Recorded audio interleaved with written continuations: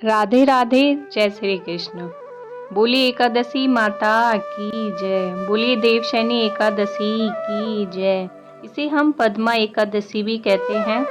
यह आषाढ़ मास के शुक्ल पक्ष में मनाई जाती है। धर्मराज युधिष्ठिर बोले कि हे भगवान, आषाढ़ माह के शुक्ल पक्ष की एकादशी का क्या नाम है और उस दिन कौन से देवता की पूजा होती है तथा उसकी विधि क्या है, इसे सविस्तार पूर्वक कहिए। श्री कृष्ण भगवान बोले, हे राजन, एक समय नारद जी ने ब्रह्मा जी से यही प्रश्न पूछा था। तब ब्रह्मा जी बोले कि हे नारद, इस एकादशी का नाम पद्मा है। इसका व्रत करने से विष्णु भगवान प्रसन्न होते हैं। मैं यहाँ एक पौराणिक कथा कहता हूँ, ध्यान पूर्वक सुनो।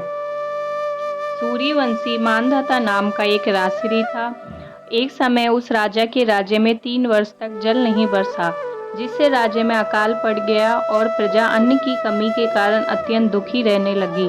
एक दिन प्रजा राजा के पास जाकर प्रार्थना करने लगी कि हे राजन, समस्त विश्व की सृष्टि का मुख्य कारण वर्षा है।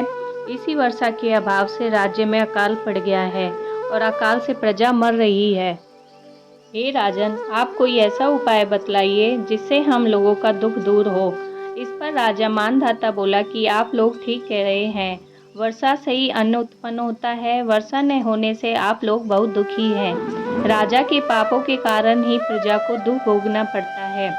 मैं बहुत सोच विचार कर रहा हूँ, फिर भी मुझे अपना कोई दोष नहीं दिखाई दे रहा। मैं आप लोगों के दुख को दूर करने के लिए बहुत प्रयत्न कर रहा हूँ। ऐसा कहकर राजा मानधाता भगवान की पूजा कर कुछ आदमियों को अपने साथ लेकर वन को चल दिया। वहां वह ऋषियों के आश्रम में घूमते घूमते अंत में ब्रह्मा के पुत्र अंगिरा के पास पहुंचा। वहां मुनि अभी नित्य क्रम से निवृत्त हुए थे।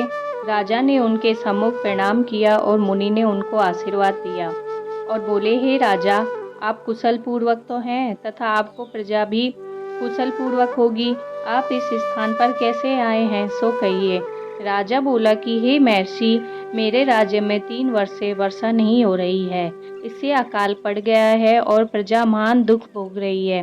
प्रजा के कष्ट को दूर करने के लिए कोई उपाय बतलाइए। इस पर वह ऋषि बोले कि हे राजन, यह सतयुग सब युगों में श्रेष्ठ है।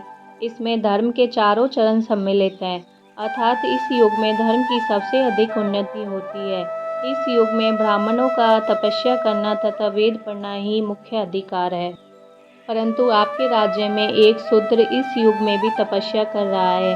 इस दोष के कारण आपके राज्य में वर्षा नहीं हो रही है। यदि आप प्रजा का भला चाहते हैं तो उस शूद्र को मार दीजिए।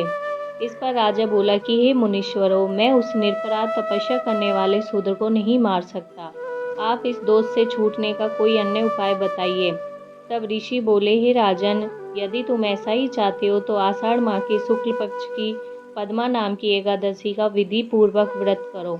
इस व्रत के प्रभाव से तुम्हारे राज्य में वर्षा होगी और प्रजा सुख पाएगी, क्योंकि इस एकादशी का व्रत सब सिद्धियों को देने वाला है और समस्त उपद्रवों को शांत करने वाला है। इस एकादशी का व्रत तुम अपनी प्रजा व सेवक तथा मंत्रियों सहित करो। मुनि के वचनों को सुनकर राजा अपने नगर को वापस आया और उसने विधि पूर्वक पद्मा एकादशी का व्रत किया। उस व्रत के प्रभाव से राज्य में वर्षा हुई और मनुष्यों को सुख पहुंचा। इसलिए यह व्रत सबको करना चाहिए। यह व्रत इस लोक में भोग और परलोक में मुक्ति देने वाला है। इसकी कथा पढ़ने व सुनने से मनुष्य के सब पाप नष्ट हो जाते हैं। इस एकादशी को देवशयनी एकादशी भी कहते हैं और इस व्रत को करने से विष्णु भगवान प्रसन्न होते हैं। अतः मोक्ष की प्राप्ति के लिए भी मनुष्यों को यह व्रत करना चाहिए। चातुर्मास व्रत भी इस एकादशी के व्रत से शुरू किया जाता है। कहता ने सुनता ने हुकारा ने भरता ने अपना सारा परिवार ने देइयो। बोलिए एकादशी माता की जय। बोलिए देवशयनी एकादशी माता की जय। राधे राधे, जय श्री कृष्ण।